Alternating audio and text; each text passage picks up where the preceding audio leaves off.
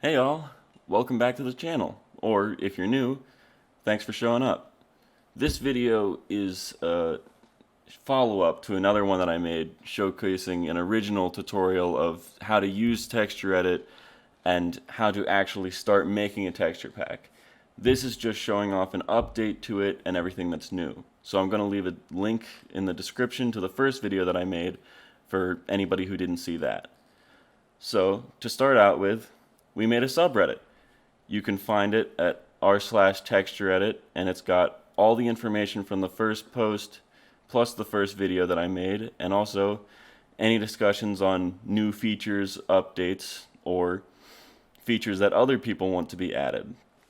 So you guys should definitely check that out if you want more information or if you yourself want to give any feedback or suggestions.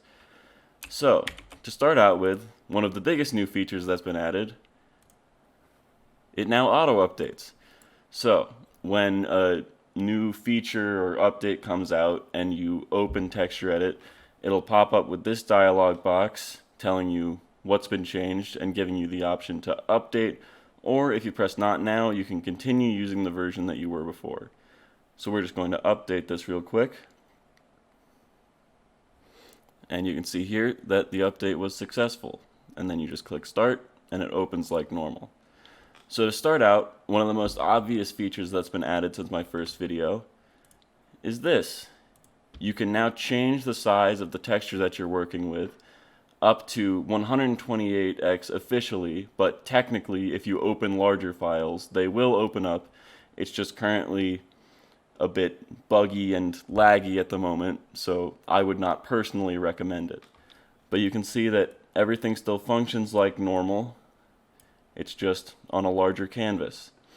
You are also capable of, if you make some changes to the page that you're working on and then you go down in size, it will warn you that it is going to downscale. The software will attempt to downscale it in a pretty way, but this doesn't always work out, and you will end up losing details if you go down too far. If we go down from here to 16 by 16, you can see that it makes some guesses based on where areas are most filled in, but most of what we had there is now gone. So be careful when you're working with this, as currently there is not an undo. So, one of the other new features that I've been showing here actually is that the pen tool is now scalable. If you scroll up or down, you can change how large it is just in a square for the moment and draw as large as you want. This is especially useful in the larger canvases as it allows you to get a lot more done without working in a really small way. Also useful in the larger canvases is this new tool here, the zoom tool. This works in a similar manner to the pen tool in that you change the size of it by scrolling up or down, clicking on the area that you would like to zoom in on, and then it will show you where you have selected, and then once you select another tool, it will zoom in on that smaller area so you can work in a much more easy manner in larger scale textures.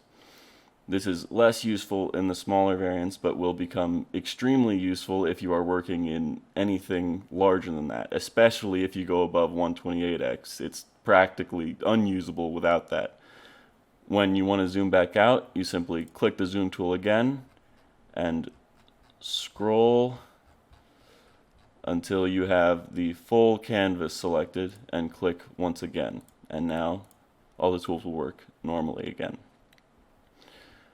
Another new feature is if you select your canvas and go to the Add Noise tool, unlike how it worked before where there was a set amount that would be added, there is now a slider. So you can change the intensity as you wish, up to very high, which is quite contrasting, or if you've decided that you don't want to add noise, you can either slide the slider all the way back down to the bottom or simply click cancel. This is a feature that I'm really excited about, as I think it'll help get a lot more basic texture in really simple blocks or things like grass. You can also now change your own settings of the overlay texture for when you're in the other channels to be more or less intense. Raise the opacity just so you can see it better, or hide it more depending on how much you want it to be showing for what you're doing. As well as in the grid, which in 128x is a bit much to look at, you can lower the intensity of it or raise the intensity of it, but when you're this zoomed out, raising the intensity of it basically makes it impossible to see what you're working with. But once you zoom in, then that grid becomes a lot more useful in the larger versions, as you can count very specifically how many pixels you're using. Let's turn those both off. Another really useful tool is going to be this little button right down here. You can now look at this help page, which will give you descriptions of all of the different tools, channels, and features of the software, along with shortcuts if they are available. This is something that I think is going to help a lot of people who are newer to the app, and also just make sure that you don't have to keep going back to the video if you forget about anything. It'll also give you information on where you can find more information, such as the Reddit page.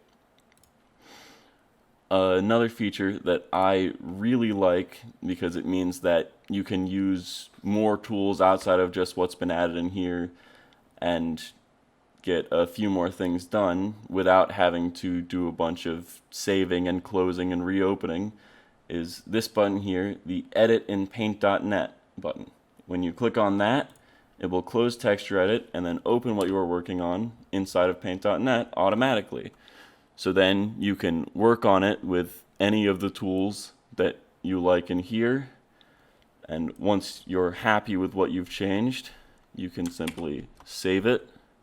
This will save it inside of the folder, so this is the actual file being saved, not just inside of Paint.net or the TextureEdit software. But once you're done working on it in Paint.net, you simply close it, and it will automatically reopen it with the changes that you've made inside of TextureEdit, which for me is extremely useful, as I do a lot of work in both tools and am happy to have an easy way of switching back and forth between them.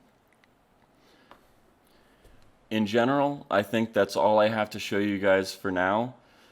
All of these things should work fine for when you're working with your current textures and making new texture packs. All of the saving and folder creation that I showed in the first video works precisely the same. The only warning that I will give is that if you are working in file sizes above 512x or there, I know that there is currently an issue with the size that Minecraft is capable of handling for texture packs, and that you will not be able to create a full pack, as it will start either downsizing or lagging or simply not load the full texture pack.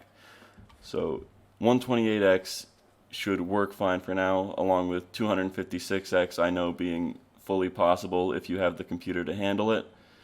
But yeah, I think these new tools should help a lot with people who want to create somewhat more detailed textures, and are just in general going to make the app a lot more versatile in what you can do with it. So thanks again for watching, guys. Everything that I talked about in terms of links and different resources that are useful for learning more, or telling us